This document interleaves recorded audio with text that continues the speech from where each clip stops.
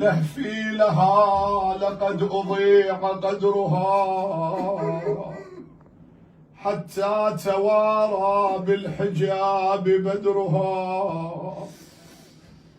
تجرعت من غصص الزمان ما جاوز الحد من البيان،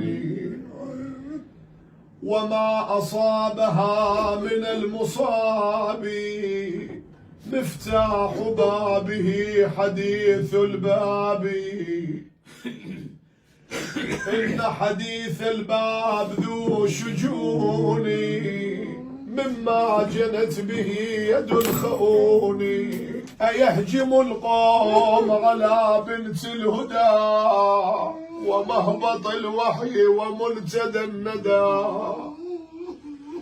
أتضرم النار بباب دارها وآية النور على منارها.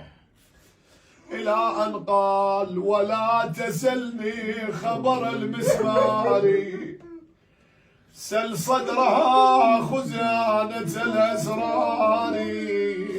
ومن نبوع الدم من ضلعها يعرف عظم ما جرى عليها. ومن سواد متنها اسود الفضاء. يا ساعد الله الإمام المرتضى. بعد إجازتكم أكمل الأبيات. وجاوزوا الحد بلطم الخد، شلت يد الطغيان والتعدي، ورض تلك الأضلع الزكية رزية ما مثلها رزية.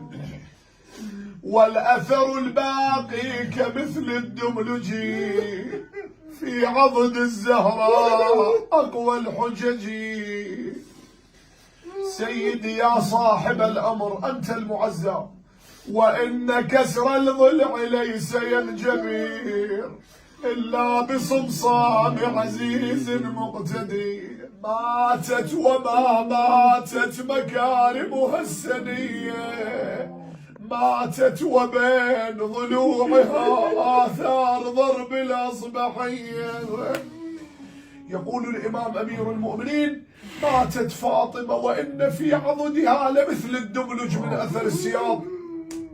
قام أمير المؤمنين جعل يغسل الزهراء روحي فداها، غسلها كفنها، حملوا جنازتها إلى أن أوصلوها إلى القبر. الله العالم أين واراها. التفت الإمام لأبي ذر قال يا أبا ذر أعني على حمل فاطمة. أمير المؤمنين قال باب خيبر انهار. صل على محمد وآله.